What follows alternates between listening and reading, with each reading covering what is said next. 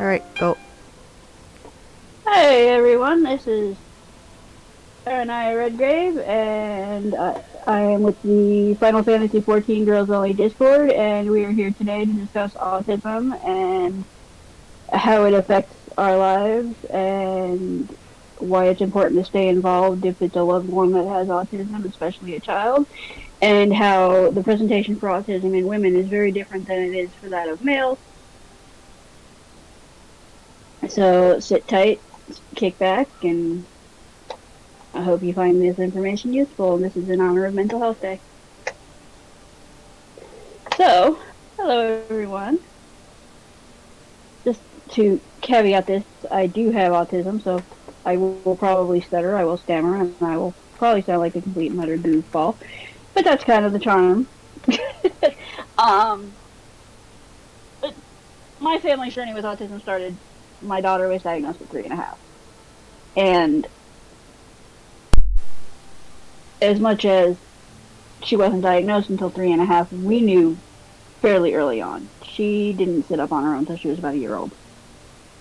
Um, she didn't walk or talk till she didn't walk till she was almost 3. She was fully nonverbal till she was almost 5. So all of the signs were there, everything that indicated that there was a problem, but we fought because we kept getting told by doctors, "Oh, she'll catch up, and don't worry about it," and that wasn't good enough for us. We kept pushing and we kept pushing, and finally one day, after, because this was a child that kept banging her head against the wall, um, and anything really that she could get to, that she could bang her head on, so we took her in for a follow-up after a head injury at 3.5, and finally the pediatrician on that visit had seen her making these repetitive hand movements, which is usually a characteristic thing with autism. And finally, she referred her out to somebody. And the diagnosis was confirmed at that point and was what we had already known. Um, One of the things that was very different about how we reacted with this was that, because I've worked in the field with people with autism for a long time, um, one of the things that I've seen is that a lot of times parents will get an autism diagnosis and it'll be like, "Oh my gosh, my kid's life is over." We didn't see it that way. For us, it was really different. We looked at it as validation because finally we knew what was going on. We could address it. We could figure out how to help her. Um, we were able to figure out what we needed to do to get her going in the right direction. Um, One of the things that I've learned over the years is that people with autism are just as capable as everyone else. They just need to be given the right tools. And they need somebody that's going to look at them and, after years of being told, "No, you can't," to say, "Yes, you can." Um, when I had been talking with my uncle, who has a master's in psychology and a doctorate in education, when my daughter had gotten diagnosed, and I was talking to him about the symptoms she had and the what was going on, and he just looked at me and he goes, "You do know everything you just told me about your daughter describes you as a kid, right?" I was floored. I had no clue what to say to that. But being the type of person that I am, I started researching. And I started seeing it. And all of a sudden, a whole lot of things in my life made sense. I always had trouble making friends. I was always the outsider. I was always, and still am, the type of person who'd rather be at home with a book than out at a party. I didn't really date in school. I dating was always really awkward for me. Um, Never got the social cues. Never really understood, you know, and I still don't. A lot of times, understand when I don't get body language and nonverbal communication. It doesn't make a whole lot of sense to me. I've gotten better about it, but it's nowhere near the way other people get things. Um, but as an adult, and especially as an adult woman, getting a diagnosis is next to impossible. And a lot of that is because the symptoms, the presentation is very different. How it affects women is very different. For a very long time, autism was believed to be something that only occurred in males. They thought it only happened to boys. And a lot of that had to do with the study that happened in, I forget where the study was, but it was the doctor that Asperger's syndrome is named for. Because he only had boys in his study, so that was what the data was based on. Austria, I think. But, so, because the way it affects women is different, it's a lot harder for a girl or a woman to be diagnosed. They tend to be diagnosed later in life. There tend to be much more women diagnosed in their 30s and 40s or later, if we get diagnosed at all. We tend to be misdiagnosed. And some of the most common things for misdiagnosis will be things like borderline personality disorder or bipolar disorder, which can be fun because of the side effects of those medications. And that was my story. I was misdiagnosed with bipolar and borderline. I was diagnosed with borderline at 16 years old and put in a psychiatric hospital for over a month. Put on medications for a condition I didn't have. At 22 or so,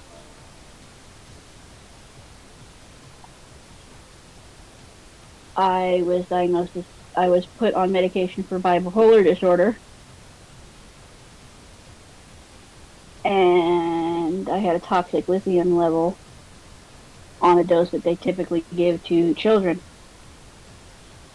at 100 milligrams. So they finally realized, obviously, I wasn't bipolar.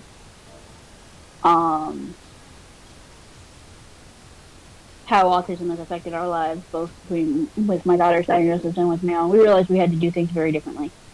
What works for other families isn't going to work for us.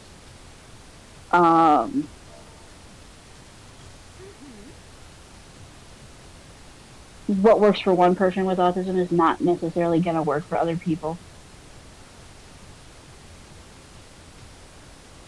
Because when you've met one person with autism, you've met one person with autism.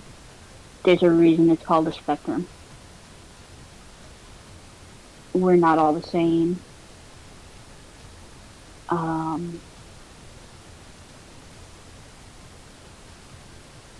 Contrary to what some people out there will have you believe, we don't necessarily think we need to be cured or fixed. We're not broken.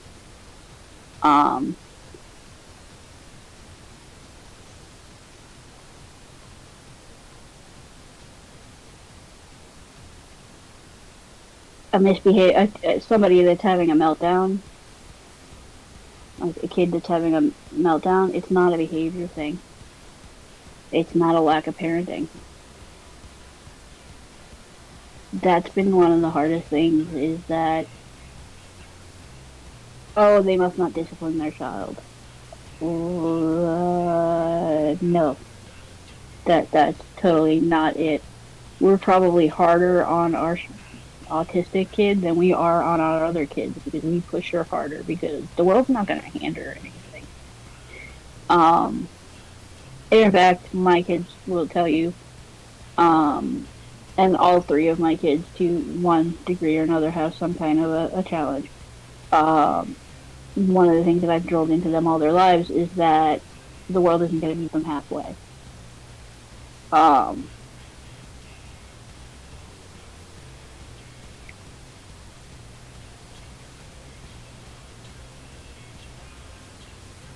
my daughter with autism is almost 11 years old. One of the things that she is known for saying is that autism is her superpower. It helps her to see things and understand things that other people can't see and understand.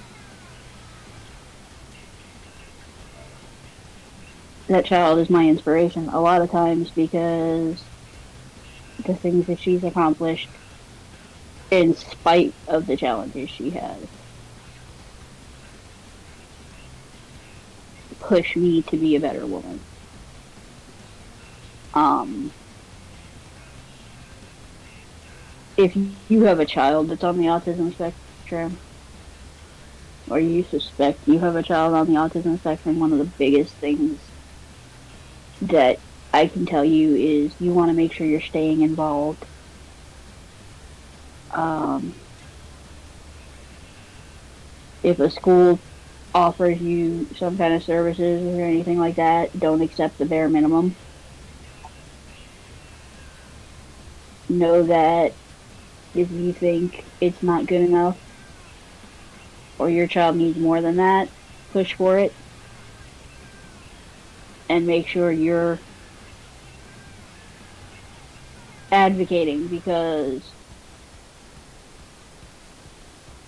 you're entitled to, at least in the United States, you're entitled to way more than what the schools are going to offer you. Uh, Make sure you're having face-to-face time with your kid every day, even if it's a 5-minute conversation. And this goes for any kind of mental health. Um, because one of the things I can tell you is that um, the first time I gave this talk was very shortly after the Parkland shooting. And I sat down and I did the research, and I can draw you a direct parallel between the rise in violence in our schools and the decline in the family meal. You can't judge emotions through social media. You can't judge how somebody's really feeling through a text message. I mean, in the case of somebody that's nonverbal, that's one thing, but they're still going to make facial expressions and body language. You can't see those things through a text. Um, Stay involved. Know who your kids' friends are. Know what they're doing, what they're involved in, what their interests are. If you yourself are on the autism spectrum, or you suspect you are, or you have a friend that is, don't underestimate yourself. You're capable of way more than you might give yourself credit for.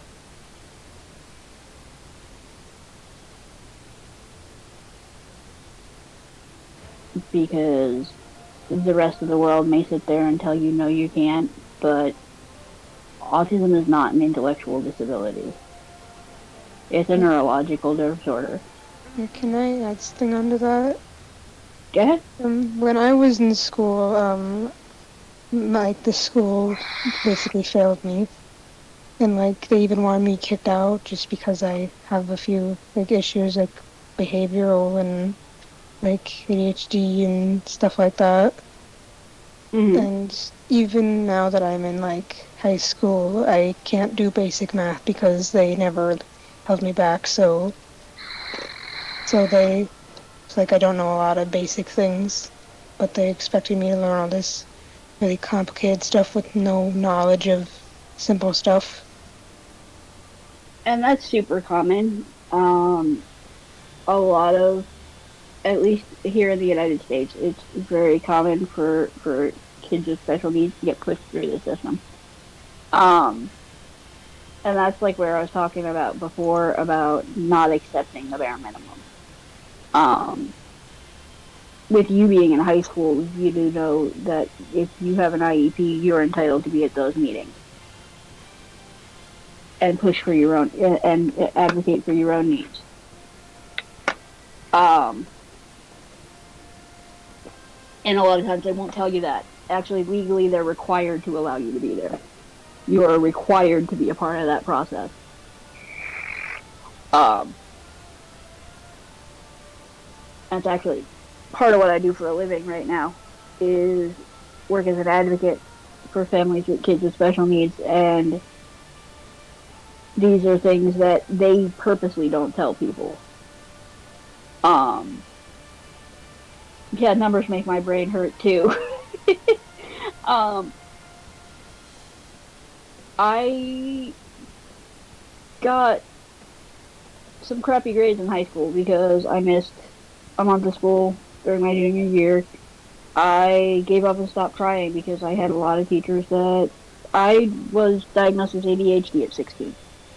Um, and focus and concentration were really hard for me. Um, I started college at 35. I'm a semester away from graduation. Um, in the education field.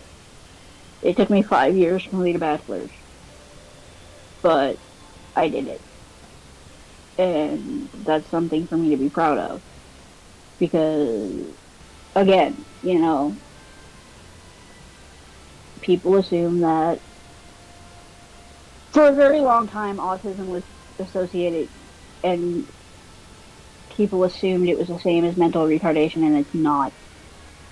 Um, a large portion of the time, people with autism tend to have very high IQs. They just can't communicate it properly because they haven't been taught how. Where some people's brains are wired to just automatically learn and know how to do those things, ours aren't. We just don't seem to get things the same way. We experience sensory input in an extreme manner. Um, and it's such an overload that it's harder for us to process everything else. Um, people assume that we can't show empathy. Um, the symptoms in females tend to be much more subtle, which is why it is so much harder for a female to get a diagnosis. Um, because it's not as blatant and in your face. Yeah, because my mom told me that I wasn't diagnosed just because I didn't have any physical issues, which is why I wasn't diagnosed when I probably should be. They just gave me a long list of other things. Uh-huh. And that is extremely, extremely common. That happens so often.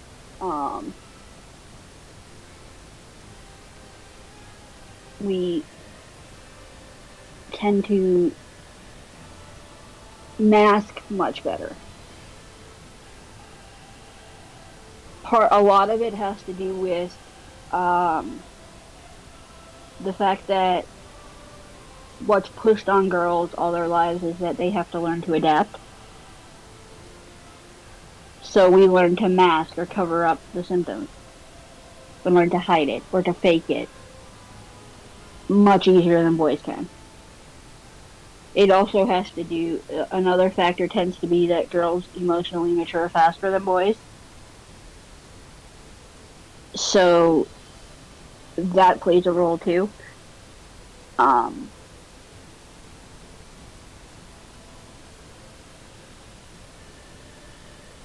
one of the things that used to be a part of the diagnostic criteria was the ability or the lack of ability to show empathy. Um, and yet, especially in girls and women on the autism spectrum, we tend to be empathetic in the extreme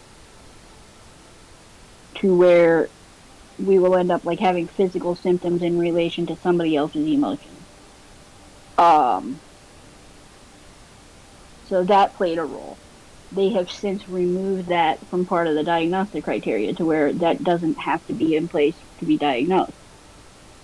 Um,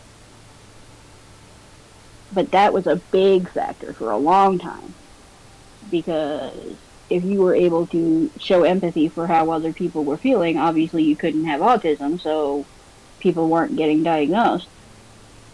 And the current statistic, I believe, is 1 in 64 people is diagnosed with autism. The reality is it's 1 in a for females. It's more like 1 in 150, and that's that are diagnosed, not that actually have autism, but that are diagnosed. Um,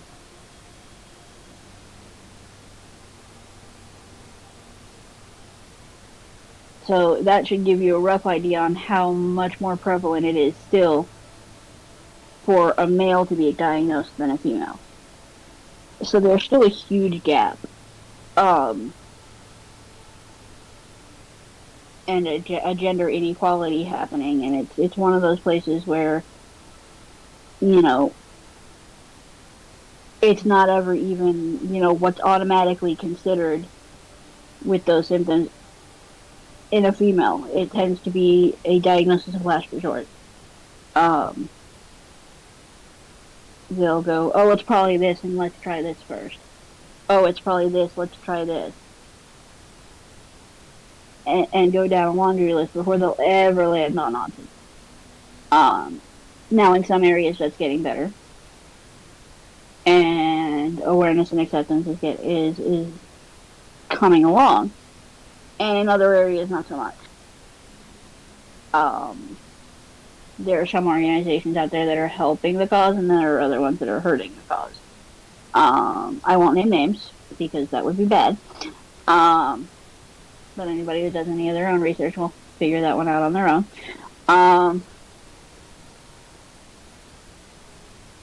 But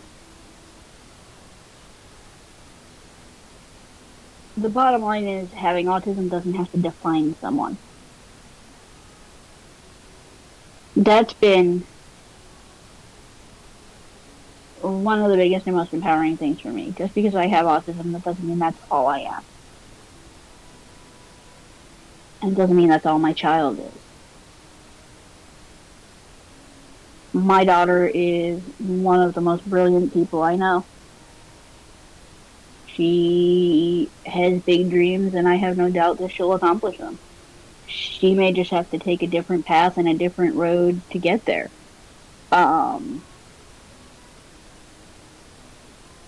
But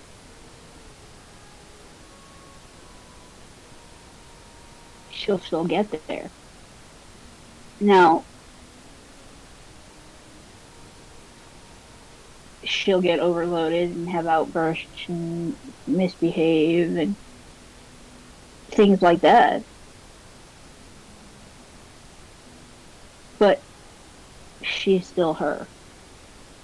See, for me, I stutter, I stammer, I talk too much. I have absolutely no brain to mouth filter, so if it comes into my head, it's coming out of my mouth.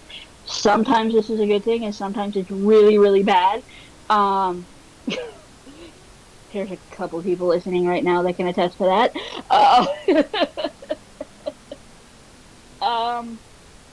But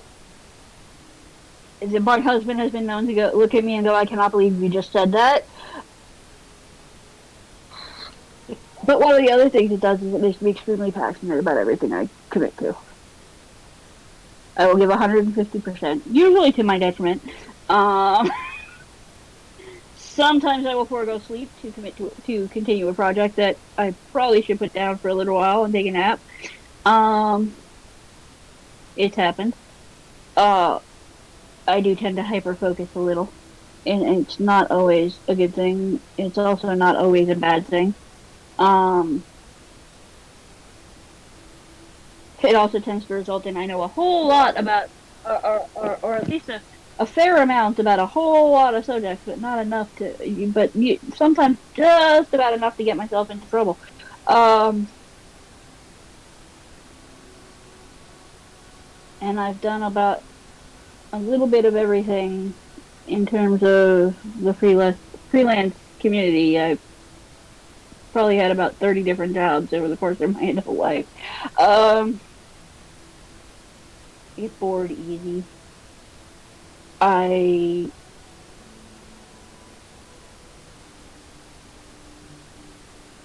can't stand change, but I also can't stand to stay in one place too long. I'm a conundrum, but I'm me.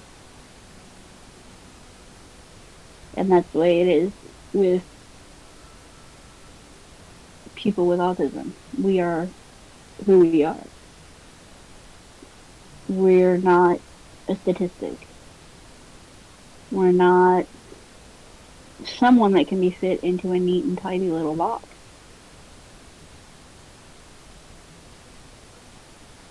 We're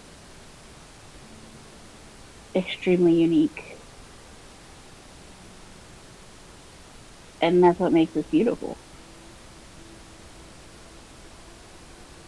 Does anybody have any questions?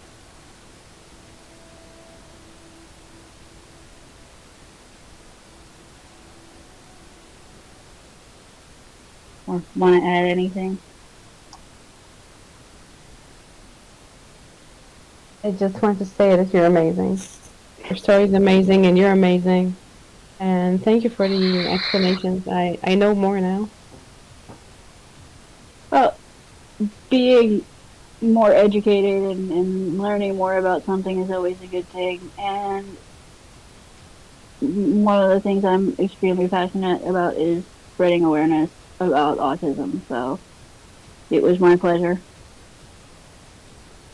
That's just about all I had. So if nobody has any more questions or has anything they want to add,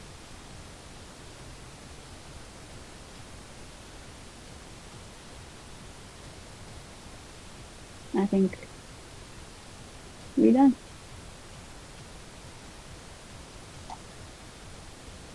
Thank you. Y'all are very welcome.